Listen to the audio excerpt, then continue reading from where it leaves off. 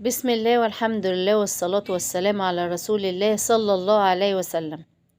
ازيكم عاملين ايه؟ يا رب تكونوا بخير. النهاردة هنعمل مع بعض فيديو للتجهيزات او للتفريزات اللي هتمشينا طول الشهر. يعني ايه؟ هنعمل من فرختين بس تفريزات تمشينا طول الشهر. يعني هنجيب فرختين كده واحنا لسه في اول الشهر، هنجيب فرختين وهنمشي بيهم اكلات تمشينا طول الشهر، مش هتخلينا نحتاج ان احنا نطلع ولا نشتري ولا نجيب في ظل الغلاء الاسعار اللي احنا كل يوم عمالين نشوفه. احنا شعرنا من ساعة ما اول فتحنا القناة، واحنا اللي متابعني عارف ان كل الوجبات اللي احنا بننزلها كلها وجبات للتوفير. يعني بنمشي بأقل الإمكانيات، بس بنقدر نعمل كل اللي احنا ولادنا محتاجينه ونديهم الحاجات اللي جسمهم محتاجها، بروتين، خضروات، نشويات. يعني بنحاول على قد ما نقدر ان احنا نقدم لهم كل العناصر الغذائية، بس يعني على قد امكانياتنا، بحيث ان احنا ما نضغطش نفسنا في الفلوس او في المصاريف، وفي نفس الوقت ما نضغطهمش هم كمان، ان احنا ما نكونش موفرين لهم كل اللي جسمهم محتاجه. يعني كل العناصر المتكاملة المفروض تكون موجودة لهم في الاكل. فاحنا بنحاول ان احنا نقدم لهم اللي نقدر عليه وبس بأقل الامكانيات. فاحنا هنطلع النهاردة كمية وجبات يعني كويسة جدا وكبيرة من فرختين اتنين. هنشوف ده ازاي. اديني بقطع معاكم الفراخ، انا لسه جايبه الفراخ دلوقتي. الفراخ دي الفرخه يعني فيهم واحده 2 كيلو وربع واتنين كيلو ومتين جرام تقريبا يعني. فجبت الفرختين دول وان شاء الله هعمل منهم تفريزات تكفيني الشهر كله. همشي معاكم في التقطيع بكل تفاصيله، يعني هنقطع الفرختين بكل تفاصيلهم، وان شاء الله هعمل معاكم النهارده وجبة من التفريزات دي. هنعمل وجبة منهم عملي ونشوف هنعملها ازاي. على فكرة التفريزات اللي احنا هنعملها النهاردة او الوجبات اللي هنطلعها النهاردة دي بتكفي أسرة مكونة من 4 أو 5 أفراد. يعني انت لو أسرة مكونة من 4 أفراد أو 5 أفراد، الفرختين دول هيطلعوا لك كمية وجبات هتشوفيها معايا في الآخر، كمية كويسة جدا. وعلى فكرة برضو القطعة اللحم أو قطعة الفراخ فيها مش هتكون صغيرة، لا هتكون كويسة وهتكون مناسبة. سواء هتديها لحد كبير أو لولادك لو هم مثلا صغيرين، بس لأن هي الوجبة مش بتطلع قطع صغيرة، لا أنا هقطعها قدامكم وهتبقى قطع كبيرة وهتبقى حلوة جدا وهتبقى مناسبة. احنا قطعنا الفرخة الأولانية زي ما انتوا شفتوا معايا. احنا فصلنا الجناحين، بس بخلي في الجناح حتة من الكتف، يعني بحط في الجناح بسيب حتة لحمة صغيرة من بتاعة الكتف، بحيث ان انا برضو هستخدمها، يعني استخدم الجناحين. هتشوفوا معايا برضو ان انا هيبقوا معايا مع بقية اجزاء من الفراخ، وهتبقى معانا وجبة. طبعا انا لسه لا عملت في الفراخ لا غسلتها ولا نقعتها ولا عملت اي حاجة. انا لسه جايباها معاك ولسه هتتغسل وهتتنضف كويس قوي، وهنحطها في محلول النقع بتاعها. وهتبقى مش يعني مش هفصل الكاميرا، هفضل معاكم في الفيديو هديكوا كل التفاصيل. احنا زي ما شفنا في الفرخة اللي قطعناها الأولانية، ودي برضو بقطعها بنفس الطريقة. أنا بقطع الجناحين وبسيب فيها حتة من الكتف، وبقطع برضو الوركين، وكل ورك بفصل فيه الحتة بتاعت الدبوسة من الحتة التانية بتاعت الورك. يعني كل ورك بقسمه على 2. وبرضو بالنسبة للصدر، الحتة اللي من فوق دي أنا بشيل القفص الصدري بتاع الفرخة، بشيله من ورا لوحده، وبشيل برضو كمان الرقبة. ليه؟ لان انا باخد الحته بتاعه الرقبه دي مع القفص الصدري مع الهياكل اللي انا هطلعها من البانيه والستريبس اللي انا هطلعهم دول، بجمعهم مع بعض وبشيلهم في طبق. بستخدمهم في ايه بقى؟ لو يوم عندي عايزه اعمل محشي وما عنديش شوربه، بطلعهم وبسلقهم وباخد منهم الشوربه بتاعتهم وبعمل بيهم احلى شوربه وبسقي بيها المحشي. وطبعا القفص ذات نفسه والحاجات دي طبعا بتتاكل، بتقدميها للولاد، او يعني هي بتتاكل مش بتترمي ولا حاجة. وبرضو لو عايزة تعملي ملوخية او عايزة تعملي شوربة لسان عصفور او عايزة تعملي اي حاجة ومحتاجة فيها شوربة، بتطلعي الهياكل بتاعة الصدر اللي احنا هنخليه، وبتطلعي الاقفاص دي بتبقى مجمعاهم كلهم في كيس مثلا او في طبق، وبتقدري ان انت تستخدميهم تعملي منهم احلى شوربة. طيب احنا دلوقتي بنغسل طبعا الفراخ بتاعتنا اهي. دي الغسلة الأولانية اللي احنا بنحوش فيها أي ريشة، أي حاجات كده بتبقى مزفلطة في الفراخ، احنا عارفين أي حاجة بتبقى قدامنا مش نظيفة بنحوشها وبننضفها بنغسلها. دي الغسلة الأولانية بتاعتها تحت الحنفية، وتفضل المية شغالة لغاية لما بتخليها نظيفة وزي الفل. زي ما قلت معاكم انا كل فيديو هعمله اي وجبة هقدمها من الوجبات دي هعملها، هنزلها وهصورها معاكم، علشان مش يبقى عملنا تفريزات كده وخلاص، لا، يبقى هقدم لكم كل وجبة عملتها ازاي وقدمت معاها ايه. مش مجرد ان انا فيديو تفريزات عملته وخلاص وطلعت منه وجبات وخلاص، لا، انا هطبقه معاكم عملي.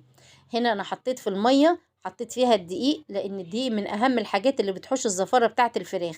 وحطيت ملح، كمية ملح يعني حبة شوية حلوين كده، وبعصر الليمون. وده المحلول اللي احنا هنغسل فيه الفراخ كويس قوي، وهنسيبها تتنقع فيه من 10 دقايق لنص ساعة. وزي ما قلت لكم انا مش هسيب اي حاجة اي وجبة من الوجبات اللي انا عاملاها دي الا لما هقول لكم انا عملتها ازاي وهقدمها مع ايه. يعني مثلا مش هيبقى عملناها وخلاص ومحتارين بقى لما نيجي نقدمها، طب هنقدمها مع ايه او هنقدمها كوجبة متكاملة ازاي. لا، هنقدم الوجبة بكل العناصر الغذائية معاها، يعني هقدم معاكم كل وجبة واقول لكم هنزل معاها ايه وهعمل معاها ايه. زي الفيديو بتاع اللي ما شافش الفيديو بتاع الثلاث وجبات او اكل 3 ايام من فرخة واحدة، يرجع للقناة ويشوفه، وانا هنزل لكم اللينك بتاعه ان شاء الله في صندوق الوصف. اللي عايز يشوفه ويتابعوا معايا هيشوف ان احنا كنا منزلين من فرخة واحدة عملنا اكل 3 ايام. ونزلت فيه كل التفاصيل، يعني نزلت ان انا عملت ال3 وجبات دول ازاي، وازاي فعلا مشوا ليا 3 ايام. هنا من الفرختين هنعمل برضو كمية وجبات هتشوفوها معايا في اخر الفيديو، وجبات هتبقى حلوة جدا. طبعا لازم تكون معاك السكينة تكون حامية، علشان هتقطعي منها البانيه على قد ما تقدري. انا بقطعه مش رفيع قوي لان انا مش بحبه رفيع قوي، انا بحبه يكون ايه يعني الحته كده محمله، وتكون يعني ماسكه نفسها كده. يعني انا بحبها ايه، اللي ياكل ما يحسش ان هو بياكل بس دقيق وبيض وبقسماط وخلاص وحته الفرخه من جوه تبقى رفيعه.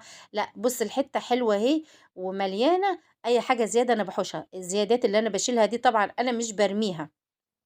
يعني الحتت الصغيرة اللي بتتشال دي، أنا مش برميها، أنا بجمعها مع اللي بيطلع من الهياكل الصغير اللي بيطلع من الهياكل ده، وبجمعها هوريهولكوا في الآخر، وهاخد كمان حتة من الصدر وهوريها لكم إن أنا بستخدمها وهعملها معاكم عملي. دي بجمعها طبق. الاول انا هنا الشرايح الكبيره باخدها للبانيه، والحتت الصغيره مثلا اللي انا مش حاسه ان هي هتبقى بانيه معايا حلوه، انا بحب حته البانيه تبقى عريضه وكبيره وبتبقى مليانه، بحيث ان الواحد حتى لو خد مثلا قطعه او قطعتين خلاص بتبقى شبع يعني، بتبقى كافيه للفرد. هنا الحته دي بتاعت الموزه انا بقطعها برضو مع الشرايح اللي طلعت في الاول، هقطعها هعملها ستريبس. يعني انا هطلع طبق ستريبس ان شاء الله، وهطلع طبق بانيه. الصدر ده انا مش هاخده كله بانيه، انا هاخد منه كام شريحة بس للبانيه، والباقي هكمله ستريبس. واللي هيتبقى كمان منه هاخده وهعمله قطع صغيرة، اللي هي اللي احنا قلنا عليها هنطلعها طبق صغير. طيب الطبق القطع الصغيرة ده هنعمل منه ايه؟ هعمل منه شاورما. ممكن يعني انا ساعتها مش عارفة لسه هعمل منه ايه. ممكن ليه كذا فكرة، ممكن اعمل منه الشاورما، ممكن اعمل منه ناجتس، ممكن اعمل منه برجر الفراخ، ممكن اعمل منه كفتة الفراخ. يعني ممكن 4 افكار من الطبق اللي احنا مطلعينه من الهري بتاع الصدور ده. 4 افكار ممكن تعمليها منه، الفكرة اللي تعجبك فيهم. انا مش عارفة يومها ان شاء الله هعمله برضو هشاركه معاكم، بس لسه مش عارفة انا هعمله ايه. انا خدت القطع اللي هي الطوليه اللي انتوا شفتوها معايا دلوقتي دي، ان شاء الله دي هعملها ستريبس، والباقي زي ما انا قلت لكم اهو قدامكم في الطبق دي هشوف هنعملها مع بعض ايه. بصوا بقى طلعت كام وجبه، كميه وجبات. دي الحتت بتاعه الاوراق اللي من فوق، وحطيت معاها دبوس عشان احنا اسره مكونه من 5 افراد. وهنا حطيت ال4 جناحات مع ال3 دبابيس، ودي وجبه تانية اهي. ودي الاقفاص زي ما انا قلت لكم مع الرقب، ودي نعمل بيها شوربة ان شاء الله، او تستخدميها في اي حاجة. دي الحتت الصغيرة اللي انا قلت لكم نعمل بيها كفتة او اي حاجة شاورما او برجر الفراخ او كفتة فراخ. وادي طبق البانيه قطعه حلوة جدا وكبيرة جدا، يعني هيكفي مرة وزيادة كمان. وهنا دي خدت صدرين وقطعتهم، الصدرين اللي كانوا باقيين قطعتهم على 5 قطع، وشوفي القطع حلوة وكبيرة جدا وهتكفي مرة برضو.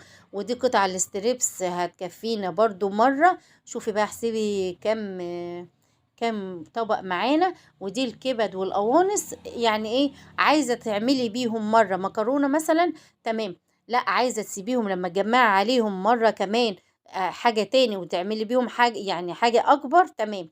انا ممكن دول اقطعهم في يوم واعمل منهم مثلا احطهم على شوية مكرونة بالصلصة. اول حاجه معانا هنعملها النهارده اهي، اول حاجه هعملها معاكم اللي هم القطع الانصاص بتاعه الوراك اللي انا خدتها في اول طبق، هاخدها معايا النهارده هعمل بيها الغدا بتاع النهارده. وده اول تطبيق عملي للتفريز بتاع الفرختين. هعمل ايه؟ جبت شرايح بصل وشرايح طماطم وحطيتها في الحلة قدامكم اهي، من غير اي دهون ومن غير اي حاجة، وبحط فوقيها برص فوق منها الفراخ، قطع الفراخ بتاعتنا. دي الوجبة دي هتكفي 5 افراد، دي ال5 حتات اللي احنا كنا عاملينهم مع بعض في اول طبق.